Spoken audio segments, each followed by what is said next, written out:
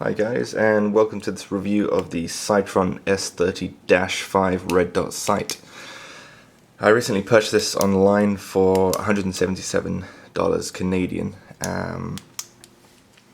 but before I bought it I tried to look for a review, either video review or online review, and even some information on a forum of people that have actually bought this, and I couldn't find any, so you know, I thought I'd do one, so if anybody wants to purchase this, at least they'll have some fair idea of what it's like, the pros and cons and all that kind of thing. But yeah, I you know, as much as I tried Googling, I just couldn't find any review. I'm thinking it must be a new release from Sightron.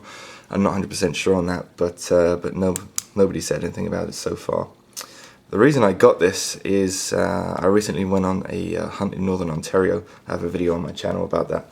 I wasn't successful, but there were a few things from that hunt that I could take away, and there was a lot learned. And one of the many things was there were certain situations where I was in thick bush, thick timber, and even on the low setting with 3 power on my buroscope, fast target acquisition was not as fast as it could be, and sometimes, you know, there was a shooting window and it was very small, so if there was, you know, a deer going by, shots would have to be very, very quick, and any magnification just slows you down a little bit. Okay, obviously with practice you can improve on that, but I wanted something specifically that I could use for short range, and I have loophole quick release mounts that I can then just slip my burris on if ever I need to take a longer shot. So that's the reason I got it. I couldn't find a review, so I'm going to do one myself. So I'm going to unbox this. Obviously I've unboxed this already. There was, you know, packaging and all that kind of thing to take off, but I'll take you through what I saw. So, nice little box. Opening that, another piece of polystyrene, that just comes off. Then you have your kind of cheapy looking paper printout of the red dot sight. Gives you some information. This can be downloaded off the website online as a PDF. Tells you what comes with it, how to mount it, how to sight it in if you're a retard, and that's pretty much it. A little bit about the warranty, limited lifetime warranty, not limited lifetime, limited warranty, 2 years from purchase. Not too bad. Okay, so here we have the red dot sight. I've gone ahead and put the 30mm mounts on there already, as you can see, and they are the cheapy Common Garden variety of mounts. It's yeah, these are probably like you buy them for $10. They're as cheap as it gets. I really wish that they would just forego having these in the box and then just either make it a little bit cheaper or add another level of something to it, you know, because no one's really going to keep these mounts. They don't, although they are quick release, I wouldn't trust them to go back into the same place every single time. I mean, you got a little piece of pressed steel there, it just doesn't scream quality, but that's what I'm using for now, just to get a feel for it. What it does come with is a sunshade. Okay, so if you want to extend it like that, so there's less glare from the sun, then you can go ahead and do that. Although I have this mounted right on the end, so it fits on my Tikka 2-piece bases. I think there is like a little locking ring that you have to turn off. With all my strength, I could not get it off. I'm not a particularly weak guy, but I just didn't fancy damaging it. So, and this, although there is, excuse me, although there is threading on the inside, I don't know if you can see that there, it does not thread into that. The threading is too small, so it's a locking ring that has threading on the inside. I don't know. Confused. I'm not going to use that anyway. I think it looks stupid and makes it look like a long full scope. What it also comes with is I believe it's called a flash hider. So basically it just stops the glare of the scope or of the red dot sight. So if someone's out to get you and they see the glare of the scope and they know they're going to shoot you or whatever. I don't know why they include this. Again, I'd rather they didn't and then just made it cheaper, whatever. But it just makes me think that this must be, you know, marketed towards the tactical sector. or people that want something tactical, because I think probably professionals will be using, I don't know, EOTech, Aimpoint, that kind of thing. You get the idea. Features of this. Let's have a measurement. If I remember correctly, this said something like 4.6. Yeah, just over 4.5 inches, and it's pretty light. I don't know what the specs are on that. The weight, 5 ounces. There you go. So it's extremely light. It does say that it's 5 MOA dot. I don't know about that. It actually looks really, really small. I can't really make out a circle in the dot. It's just a very small beam of light in there. And let me put it on, see if, I don't know if I can get you guys to see this. I have to put it on like 11 or something because it's showing over a bright background. Can I get there? Not really. There you go, that's its brightest setting, which is pretty much unusable. If I take it down to something more realistic, like I say 4. See if we can have a look at that.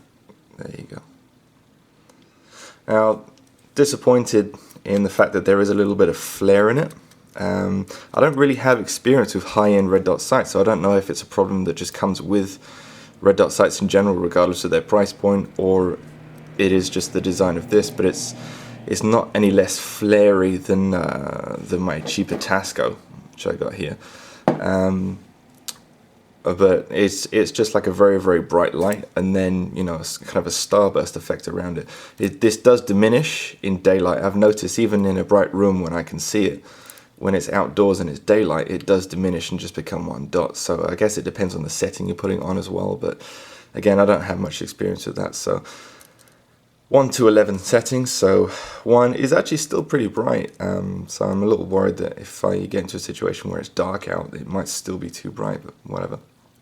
It does come with a rubber guard that goes over here to stop scope bite, but due to the spacing of the ring mounts and the Tikka, I've had to bring them out as far as they go, so I've had to pop that off so that I can actually mount this.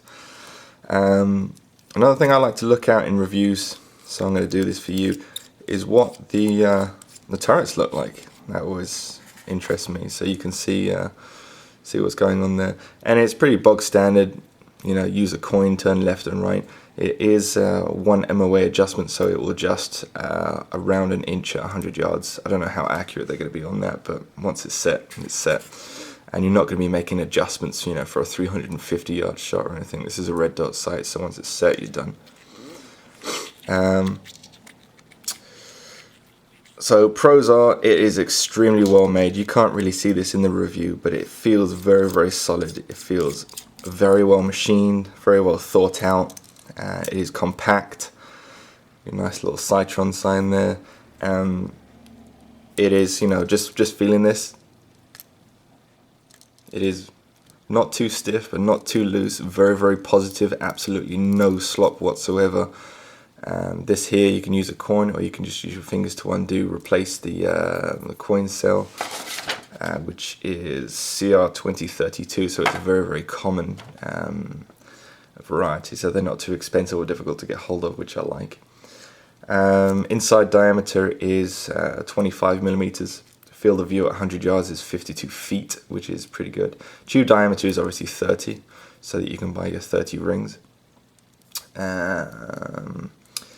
Matte black, so non-glare variety. That's pretty much it. So the pros are, it's extremely well made. The cons are, it comes with stuff I'm just not going to use, and extremely cheesy rings that just don't scream quality. These are probably made in China. But the thing that I really like this is, as you can see on there, it says made in Japan, and I rate Japanese products, especially optics wise, way ahead of Chinese. The Chinese have made great advances recently with the demand for higher end glass and that kind of thing in the optics industry, especially for sporting optics. But for me, it just carries that stigma that usually holds true whenever I buy a Chinese optic. It's usually trash.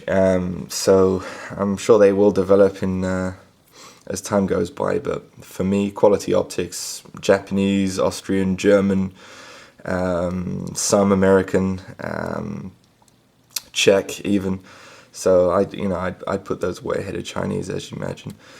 In this price range, there's not much that touches it except for Chinese products, I guess. You know, for what you get. You know, the nearest price point is a little bit cheaper is the Bushnell, the TRS. I can't remember, but this is a little bit more, and it's Japanese made, which is what I prefer. Now I'm going to compare this to the Tasco. They are both 5 MOA dots.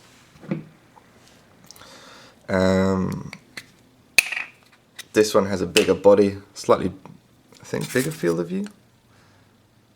Maybe not. Maybe it's just the body. I can't really tell. Yeah, maybe slightly big. Yeah, it's slightly bigger, isn't it? Yeah. Again, rheostat 1 to 11 settings on there. Turrets,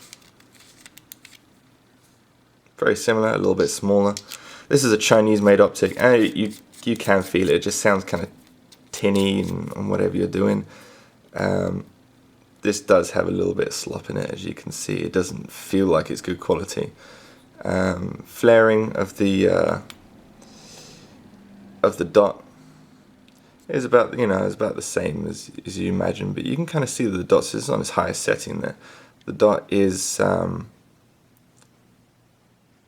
noticeably larger. You can actually physically see a circle, which I can't in this one. It just seems so small. And it is noticeably bigger, and I do believe this is 5 MOA, and even though they say 5 MOA on this one, it looks more like 2, to be honest. It is noticeably smaller. It feels more precise. This doesn't have a mounting system that you can do externally. It has one that's integrated in or machined into there. It's one piece. As you can see, made in Chinois. And you can adjust this forwards or backwards, tight or loose, and when it works really well. It's actually not bad for the price. I mean, this is $50. I bought this from Canadian Tire, and it's going to be in the 30s for you guys in the US. But you know, for what it is, it's actually really good. It takes the same battery. I trust this any day on a 22 rimfire. And maybe even a 223. I don't know what you'd put one on a 223. Maybe you guys who shoot ARs can use them, but I'd go for something a little bit more expensive. But on a 22, I'd use this all day long, you know, for a rabbit, squirrel, that kind of thing. Fast target acquisition, makes a nice change to open sights. And to be honest, you're not shooting really long range with 22, so it doesn't always need a high power scope, especially. So that's what that's great for. It does come with scope caps. Yay! Which this doesn't, and that confuses me. There's no way of protecting the lenses. You know, do you see anything in there that you can protect the lenses with, other than, you know, somehow attaching this to the body, the extension? But what are you going to do for the eyepiece? You know, there's nothing that comes with it. There's no bikini scope covers. There's no flip-up scope covers for the next model up on this one, which has adjustable dot size from 1 to 10 or something like that, and different colors and all the bells and whistles. I believe that comes with flip-up covers, but this comes with absolutely nothing, which worries me a little bit. So I'm going to have to fabricate something that I can use, because I can't just put flip-up scope covers on, because the rings are in the way. So I'm going to have to make something to use on that. So comparison to the Tasco, the quality is obviously way ahead. Clarity wise, it's difficult to see. I'd say there's definitely more of a greener hue on this one. I believe, as you can see red light reflecting off the lenses. I think they do that to make it a little bit more greener, so the red stands out more. And you'll notice that on a lot of red dot sights, is it reflects the red light, so it's more of a cold color that you see. But this is definitely clearer. Not that you need that much clarity, but this is definitely clearer, a little less green to look through, so it looks more natural when you have both eyes open. So comparing it to the Tasco, yes, it is far superior in almost every way, except this comes with unnecessary stuff, and it doesn't come with necessary stuff like flip-up covers, and you know, could do without these. you know, it's cheap crap. So closing thoughts, yeah, it's definitely worth the buy. I haven't actually used it on my gun. On the 30-06, so I don't know how it's going to stand up to the recoil. It says that it will stand up to, you know, high levels of recoil, and I do trust it. But I'm probably going to do a part 2 of this one so that I can actually put it on the scope, take it off, put it back on again, make sure it holds 0. I'm probably going to end up getting some loophole quick release mounts for this one, 30mm. It's early December, so I might put those on my Christmas wish list. We'll see how that goes. So there you go. I hope you enjoyed the review. Any questions, just put them in the comments section below. And that's basically that. Thanks for watching, guys.